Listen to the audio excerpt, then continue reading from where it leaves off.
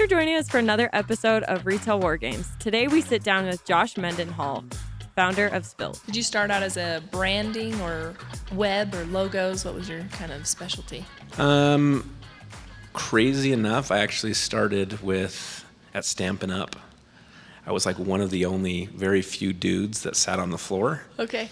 A lot of concept artists, and I was doing their catalog. So that was like my very first gig out of college. Okay.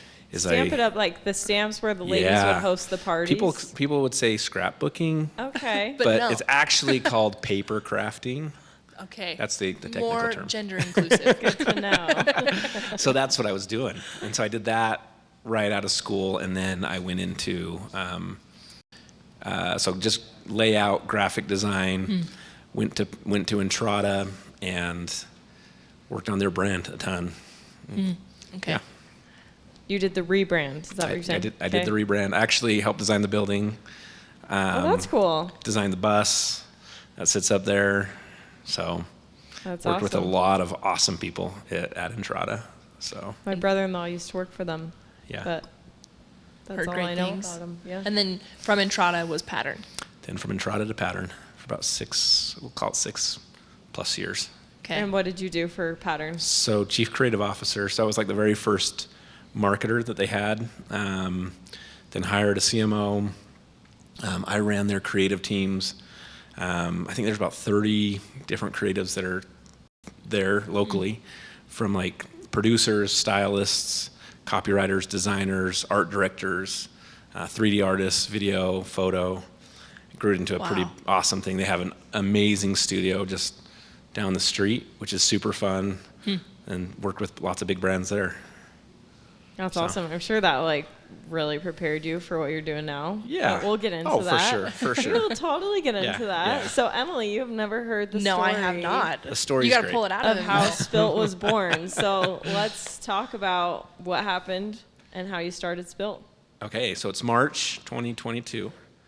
I'm at Pattern at the time, working with, like I said, some amazing brands, have an amazing creative team, awesome art directors, working with brands like Pop Sockets, Pandora Jewelry, North Face, Sorel, Blendtec, Owlet, like a bunch of brands even here. And it's COVID, it's like during COVID, so we're home, and I'm at my desk. And on my desk, I have a chocolate milk, and then I have this like little Crystal Light caffeine. And that was like my routine every morning. And I'm finally like, why is this like not a thing? Like, why is this not a thing that's just one drink? And so I get on LinkedIn. I'm kind of a LinkedIn nerd a little bit. I don't post a lot on LinkedIn, but I go there a lot to find people. And You're a LinkedIn lurker. Yes, exactly. So I go to LinkedIn and I just type in, I said, I make this post and it says, does anybody know any dairy farmers? And that's it. And people start like reaching out about their grandma's, brother-in-law's nephew or whatever. And like everyone starts like, They just tag Midway. yeah, exactly. Actually, yes. Yeah, so a lot okay. of people up there. And then all of a sudden someone tags a lady, her name's Carrie Ann Fallows. She's the CEO of Dairy West, which is part of Dairy Farmers of America. And she reaches out and she says, hey, I'd love to talk to you about this concept, this idea someone told me, like what you're trying to do. And I said, okay. So like within just a few days, we set up a call. Since I'm a designer, I like mock up a can. I kind of come up with a little bit of a brand. I have people drinking it. And the first thing she says is like, well, where can I buy this? I'm like, there's nothing. Like it's just this That's idea. when you know you've hit something. No. It's just this idea. So she tells me about this accelerator program that they have, that DFA has in Kansas. And she's like, okay, so we have this program. It's 3 months. You need to go to Kansas for 4 days. Anna's over here laughing. Yeah, 4 days out of a month over 3 months. And I'm like, cool. So I'm like, I'm gonna learn a lot about dairy, and yes, there's like accelerator programs for everything, I guess, even dairy. So I go and I learn about dairy. I learn about formulation. I learn about how that whole kind of industry works. I was the only person with a product. Most of the other people were like, I think there's 3 or 4 other people, but they were like scientists, like doing in vitro for cows. And so they would get up and they would pitch all this You're like, very super "I got smart, chocolate milk." sciencey kind of stuff. And I'd get up there, I'm like, I like chocolate milk, And that was like my thing. And I learned a ton. At the end of that, I got into a competition called New York Milk Launch. Yes. Wow. There's a thing. Yeah. Competition. There's a competition for milk. For milk. So I get into that, and they give me a call, and they say, hey, we'd like to have you on this thing. I'm like, okay, let's do it. I'm super excited.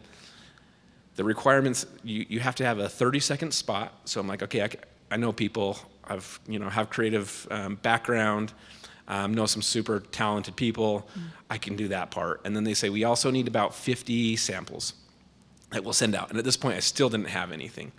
So I told them, I'm like, I don't have a product yet. And they said, well, okay, let's get you on for next year. They told me, well, wait, no. And I was like, wait a second. When do you need it by? And they told me, I said, okay, I can do that. Like, I'll figure it out. Wow. So I make 50 cans. I work with a great formulation partner, great flavor house. And they start sending me these samples. So when I say I make 50 cans, these cans, when everything was said and done, they were like $1,000 each. Each? Yes. Oh. So to your go wife- through the entire process, and when the final deliverable was 50 cans, Yeah. they were about $1,000. Oh my gosh. Well, this is not like a bulk order. You're not No. getting that low. Super small. Yeah. Okay. Super So- small. Oh my God. Yeah. Wow. So then I create the commercial, I send out these samples, and I won that competition, which was so rad. I won $150,000, and I was like, oh my gosh, I've made it, kind of thing, like this is gonna be so fun. You also made the money back. Yeah, from I made the money yeah. back. I made the money even back. and more. My wife, when we were talking about this, my wife, she's like, I said, what do you want to do? Do we double down on this? And she's like, absolutely. Like chocolate milk, let's go. So she's always been like the biggest Good. supporter, What a which is sweet so wife. awesome. I know. I won $50,000 on chocolate milk. Yeah, and she's like, thumbs up, which was awesome. Anyway, You have somebody special right there. exactly. Okay? Oh, Yes. absolutely. So I get that money and I just start making product. And at this point, it's just me, my family, my kids. We were packing boxes It was by so ourselves. fun. And it was so fun. And I have like all these great pictures. And I'm like, oh my gosh, this is so awesome. They were like the people who were sampling it. They would drink and be like, ooh, this one, I don't like this one. I like this one. Anyway, we dropped it 2 times online. At that point, we were just kind of doing, some stuff through Instagram. And within hours, it would sell out. And I'm like, oh my gosh, this is crazy. Like, it was just my little family doing this. And then someone at Built had reached out and said, hey, we would love to talk to you about possibly selling Spilt on our website. This is Cassie Roberts, co-host of Retail War Games. I am thrilled to announce the release of Volcanics Retail University. These certification courses are the result of nearly 2 decades of work involving over 500 brands and countless communications with retail experts. Now, any brand can have their employees learn and certify in the best practices along all retail channels. As a listener of Retail War Games, you can get 50% off using the promo code PODCAST50. Visit university.volcanicretail.io to learn more. So I go in. So you already had your brand name, right? No. Yep. Yes. You did? Yep. Okay. Yep. So it was I- already Spilt. For a while, Yep. I thought that was like a spin-off of Built. So, okay, I wanted to clarify that. Oh, No, it was yeah. named before you were Named working before. with Built. Okay. Okay. Yep. So I went in and I met with them, and I met with Nick Greer. If you haven't met Nick Greer, he is a stud. Like, he's probably one of the most amazing people on the planet. He's awesome. But he just says, we talked for maybe 3, 4, 5 minutes, and he just says, like, I don't want to sell this on the website. Like, I want it.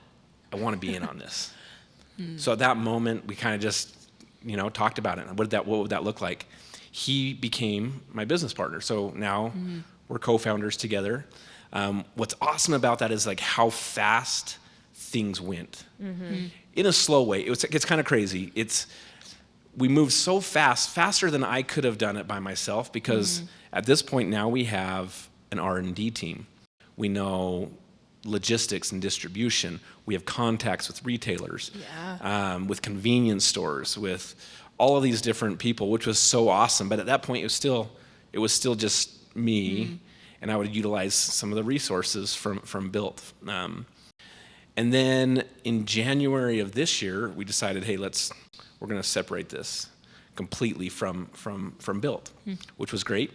And now we have an awesome team. We have some sales. We have a few people on sales. We have operations. We have R&D. We have someone who's helping with our digital activation, so sampling through other events, and also someone who helps me with the marketing on like producing video and copy. And it's just been so much fun. But again, what we're trying to do is actually create a brand first and then let the product follow.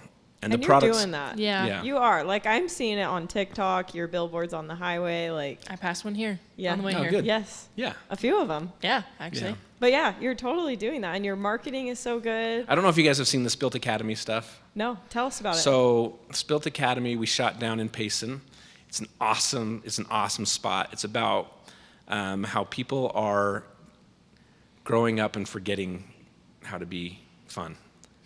And this academy is like teaching you how to toilet paper, how to ding dong ditch. That's hilarious. All of these different things, but what's fueling them is chocolate milk. Yes. And that's the idea behind this product, right? It's like, I freaking love chocolate milk. I'm over 40 years old, and that's okay. And it's like, okay, I can feel like a kid by drinking some chocolate milk, but it's got protein. It's got the little bit of caffeine that I need. So it's got all these things that it's good for me. So are your kids just bouncing off the walls because they're like drinking it all the time? When you were saying they were sampling. Yeah. So and no, toilet we would paper always. in your neighbor's house as Yeah. well. This is just what it breeds. Yeah, my kids are a little older. So my oldest is 18, and then I have a 16-year-old and a 13-year-old. My So 13-year-old. Yeah, she's it's success. yeah, she's kind of small, so she'll like drink like a half of one, and I'm like, okay, that's probably good. That's awesome. That's awesome. Yeah. So tell us about like your flavors and kind of the process, because you guys were working on your cans and your flavoring and your packaging, and what was that process like? How Yeah. many times did you guys have to So the product I tweak? Yeah, the product that I launched with originally is different than what it is now, and that was a lot of credit going towards the Built team, who was kind of advising on calories and just the macros of it. And for me, I always just wanted it to be freaking delicious. Like, that was number one. I'm like, we cannot taste gross. Like, it has to be amazing. So that was always number one, like amazing tasting chocolate milk. And then the other things that were to follow is like the protein and the caffeine and the different vitamins that are in there as well, making it lactose free, shelf stable, all of those different things. That was over time. So when I said like we were moving really fast, we were also moving very slow. It almost felt like I was taking like a couple steps backwards, because I'm like, man, I felt like we had a product that was good, but I couldn't like see past what I was, what I wanted. Yeah. And I needed to understand like what sells, like what's going to hit our demographic of this kind of older population. When I say older, I don't mean like 60, 70. I mean like 20 to 40. What are they looking for in drinks right now? And so we worked with, we had an R&D, do a lot of different sampling, but again, that number one thing, it's always had to taste really good. And then we got to this point now where it's 0 grams of sugar, it's 20 grams of protein, 60 milligrams of caffeine, it's lactose free, it's 12 months shelf stable. And now, since we went slow, we can move so fast right now. Like, and it's crazy. Like the people that we're talking to, the different partnerships that we have, it's really fun to see when people drink it, because that's the first thing. When people drink it, they're like, dang, this is really good. And I'm like, yes, that's the thing we wanted. That's like number one. And then they turn the can around and they look at the macros and they're like, this is magical. Like, this is all those things. So Unicorn magical vanilla ice cream. Oh, I know that you love vanilla. I love the vanilla. Yeah. When you tried it, were you expecting it to be like fizzy? No. Because it's in a can. Yeah, it's in a can. So tell us about the can, because Yeah. that was important, right? Yeah, can's very important. So again, demographics a little bit older. We wanted people to feel cool when they have it in their hand, and it's always been in a can. Like since the inception, when I was talking about my mock-ups, they were in cans. because I felt like a can feels cooler. It feels a little bit more mature than like a Tetra Pak or like a bottle or something. And so I'm like, I want it in a can because it feels cool, but also it's way better for the environment. Like plastic isn't really recyclable. And what I mean by that is it costs a lot of money. So in most cases, people don't really recycle plastic because it's so expensive to do. Versus aluminum is infinitely recyclable.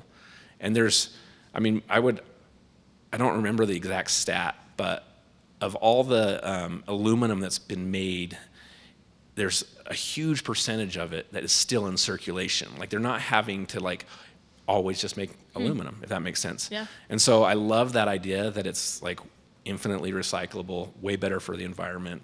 And that was something that was really important. Plus, how we're making it and making it shelf stable, it needs to be the process that we're doing. It has to be in a can as well. So, yeah. Well, you're saying the demographic is a little older. Are you also seeing like who is drinking this? And did you think that you were going for an older demographic from the very beginning? Yeah, Yeah? I did. I actually thought so kids stop drinking milk when they graduate high school. They do because it's not provided anymore. So when they go, they're on their way to work or whatever, they're getting a coffee, they're getting some sort of energy drink that they don't really know what's in it. Yeah. They don't have the gallons in Right. their fridge anymore. They might not be from their home, mom. and mom's not buying a gallon. Yeah. So the idea was, how can I help my kids as they are transitioning from kids, teenagers to adults? The idea was like, how do I make something that they'll continue to consume, which is like a really good chocolate milk that has the protein, that has the caffeine, because that's what they were looking for. So the idea was always a little bit older. We see, I would say a lot of high schoolers drink it. Like they fall in love with the brand when they see it. They're like, oh my gosh, this is so fun. But when we go to shows and we sample the product, what's really interesting is we get a younger demographic that just is like, oh, Spilt's rad, this is awesome, and they love like how exciting the brand is. And we get this older group, and when I say older, I do mean 50, 60. They're like, this is exactly what I need. I need more protein in my diet. My doctor's telling me I need more protein. I hate protein drinks, but this tastes really good. So the audience is actually, and the consumer base is actually really wide, but I think how we're trying to speak, we're actually trying to speak to the younger demographic, so the high schoolers, but we know who are the people who are going to be drinking it are the 20 to 40, and you'll get some. Like my mom's over 60 years old, and she loves it. She loves strawberries so much. Yeah. That's the one I haven't Really tried great. yet. I've tried it and it's really good. It's really good. Okay, I'm going to go after Yeah, this. it's really good. I'll go. So tell us, once you have the product, now what's next? Like, how are you trying to get your product out into the world? Yeah. So we have like a brick and mortar kind of retail strategy first.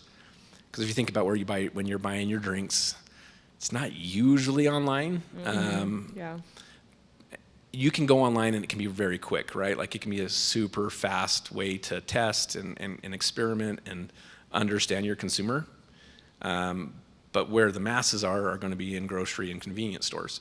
So that's kind of our approach, working with different distributors, picking the right partners. We have some awesome distributors that I wouldn't even call distributors. They're like part of the team.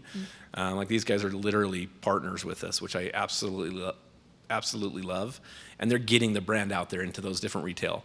We are on Amazon right now as well, just because we're not everywhere yet. We're not back east. So if people want it, they can get it, and they can get it quickly through Amazon. Again, my background before this, since I was at Pattern, I learned a lot about Amazon. Yeah. I'm like, man, this is such a great place to fill in the gaps. And so we are on Amazon. Will we do D2C? Probably. There'll probably be some things that we'll put on our own .com. But the focus and the strategy is definitely through brick and mortar retailers. Okay, kids on social media. It's been all over the news. Even the Surgeon General has issued a warning about social media's impact on your young mental health. As parents, we need to connect with our kids, but we don't want to hand over the whole internet to them. So what do? Gab is the solution. They are the leading safe tech company for kids. They have engineered phones and watches without social media or internet browser apps, but with all the good stuff kids want, like safe music, streaming, and messaging. Use code WARGAMES the whole month of July for 50% off a safe Gab device. Gab, safely connected. So we have a lot of brands that ask us about Amazon, like, is it a good idea or is it not a good idea? So with some of your insight, tell us like the things that you feel like work with Amazon, like the pros and cons. Filling in the gaps. Like there's going to be people, it's interesting because a lot of people will say they don't want to lose the margin to Amazon. Right. They want to have everything come through their D2C site, which is accurate, right? Like you're going to make more money. But then you also have some of the things that you can't like will distract you and maybe lose your focus, like the logistical side of shipping your own product. Like that can maybe be a distraction versus I'm going to ship it to Amazon and they can take care of all that. Totally. It's going to cost some points. That's one thing I think is being able to stay focused on keep the main thing. And I think sometimes if you try to do every piece of it, you can lose that focus. Put the energy where you're good at. Yeah. And that in most cases, that's probably like developing the brand or the product. Totally. The other thing that I would say with Amazon is everybody buys on Amazon. Like in 2 clicks kind of thing. Like I don't need to put in my name. I don't need to put in my address. Swipe the yellow bar. I was like, yep, there we go. And I got it. Yes. So it's super easy. So I think you can get a lot of velocity through Amazon, which is a good way for people to try your product, especially like a chocolate milk, where it's a consumable. Like I can't get it now, but I want it later. So I'm like, okay, I'm gonna actually buy it. I'm gonna try it, and then eventually, when we are in their city or we are at their local grocery store, they're gonna remember that. And so for us, it's a good way to get cans in hands for people to actually try the product. And it doesn't need to be refrigerated. Am I correct? Yeah. Okay. Yeah. So that's a really cool part of what the product is and being able to sell it through either, like I said, Amazon marketplaces or D2C. Doesn't need to be refrigerated. Okay, competitive landscape here. What else is like this out here? And but also you say caffeinated chocolate milk. I'm like, okay, the moat for that, it's almost like it's speed at this point, Or is there a competitor that you're seeing right now? And what are you seeing? Yeah. I see a lot of people come out of like a Maverick or a 7-Eleven with a Core Power and a Red Bull. So they're not buying usually just one. Just one. They're buying both because that's the need. There are a couple other products out there. I feel like there's a brand called Slate that is a chocolate milk in a can. I would say the Core Powers are probably the closest, like those protein milks. Yeah. Do you have any Core Powers in your fridge at home? No, I don't. Anna. He's like, I just can't support it. I was just wondering. Yeah. That's awesome. No, that's awesome. I'm curious if there's strategy or conversations around like how do we stay ahead of the competition at this point now that Spilled is out there and is catching on. Totally. I'm going to go back to March of 2022. Love it. And I'm like, hey, you just put caffeine in chocolate milk. It's so easy. I had no idea how hard it really was. For me personally, I'm sure there's people out there who have lived dairy, know how to package dairy, and they're like, actually, it's not that difficult. But for me starting out, there was a huge learning curve because I'd never done a product. I'm a creative. I'm a marketer. And so it was difficult. But that's where I think the advantage that I have is because what's going to keep us ahead of the game is our brand. Like brand first. The product is absolutely amazing. it's going to be very hard for anyone to catch us on how good that tastes with those same macros. It's going to be hard. Yeah. It's not going to be impossible. But if we can keep our brand up and we can make that a priority, then people will fall in love with the brand, and the product will be something that they're like, yeah, I drink this because I love who Spilt is. And so that's where I'm going to be focused, is building an amazing brand that's untouchable, that people feel like they can be accepted into, that it's relevant to them, and they're like, I get it. You actually are speaking my language. I want to be part of that. And then again, we have a product that is really good. And having those two things, I talked a little bit about Spilt Academy. Like, one of the things that's interesting is the idea behind Spilt Academy is taking you back to when you were 15 or 16, and you're doing these teenage shenanigans where you're toilet papering, one of the taglines that we use is like Razor scooters. Yeah, rebel responsibly. Like, that's one of our things. Like, we don't want to we want to go to the line but not cross it. Like, we're not going to be destructive. We're not going to be, we're not going to vandalize. We're not going to be harmful or rude. But playful. But a playful. Kid again. And the whole idea is to kickstart those kind of memories of like, oh, when I was 15, this is what I used to do, or I did this. And when people drink the strawberry milk, the first thing that they say is like, this takes me back. And so it's like this interesting thing between what the brand is representing and then what the product does. Like, they mesh so well together. Gosh. Well, honestly, I think gone are the days when a product can just be so stellar, but the branding is lacking, that it's not eye-catching, and so no one's getting it off the shelf. Yeah. And so the fact that you have both keys here, I mean, this is catching At the on really same quick. time. Yeah. Yeah, you've nailed it. Yeah. Well, we're working You're on nailing it. We're working on it. It's a work in progress. And but there's you're doing great. there's so many people behind the scenes Totally. that are doing this, like, that are helping on the product side, and then on the marketing side, and then on the distribution side. Like, there's really those three things. You have to have a great product with a great story, and then it's got to be available everywhere. So how do you do that? You have to have great distribution. Okay. So those are kind of the three things that I think that we're really focused on. Oh, go ahead. Yeah, since I'm going back to this kind of the story inception, your wife at that point, who was the next person that you knew that you needed to bring on board, or like that next skill set that you were like, we just don't have that? Yeah.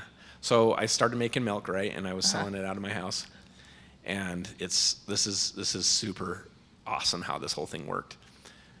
My wife says, she's like, we knew we were going to need investment at some point. We're like, it's just how this is working. And I've always thought from investment, it's not just capital, but it's also like experience and knowledge in a specific area. And so she asked me, she says, like, who would you want to invest in this? And I've been in this area for a while, so I know a few people that have, exited and made some money. And she started listing off some names. I'm like, no. And I said, Nick Greer. And she's like, who's Nick Greer? I'm like, he owns Built Bar, the Built Bar protein bar company. And she's like, oh yeah, he would be awesome. And then literally like a month later, it was the craziest thing. Wow. Like, I get this phone call. People say that all the time. Oh, you manifested it. I'm like, yeah, I actually think there's more to it than that. I think this is supposed to happen. And for sure, I'm just being like guided down this path, and I hope I don't screw it up. You'll keep getting guided. Yeah, if yeah, you've been for guided sure. this far, that's cool. No, that's awesome. Yeah. Well, what is one thing that's coming up like this year for Spilt that people can look forward to or check out? Anything exciting coming up? Yeah. Better distribution for sure. We want it to be in every convenience store, every retailer, just making it super accessible. What's fun is in our, with our R&D team, is we have a lot of new flavors. But we've only been so around. exciting. I know. We've only been around for like 2 months, like really, since our real launch. 2 months. It's been like 2 months. And Crazy. so we have some stuff in our back pocket that we're excited about, but we want people to fall in love with these core 4 products that we have. So we have our chocolate milk, strawberry milk. We have vanilla milkshake, and then we have max caffeinated chocolate milk. So that's what we're super excited and focusing on that, and finding those right distribution partners is really going to be what's key for us this year. Well, we're excited to see what you have coming down the pipeline. Tell everyone where to find Spilt if they're local or if they want to try it out. So. Yeah. So here in Utah, you can find it at Harmon's. This is also very cool. They were like the first people that got it, the first group that got it. I think in the first, I want to say 2 weeks, it could have been 3 weeks, but we were number 4 out of all their cold beverages. So Wow. it was awesome to see how fast people were loving it and grabbing it. That's amazing. But also any associated food grocer, you can get it there too. Well, that's awesome. Okay, well, thank you so much for Okay. coming Thank you. on. Thank you guys. Everyone go buy Spilt. Yes, go try buy it. The strawberry. Yeah, vanilla. On your way home, Emily, go Okay, I'll go buy try the some at strawberry. Harmon's. I will. Thank you, Josh. Thank you.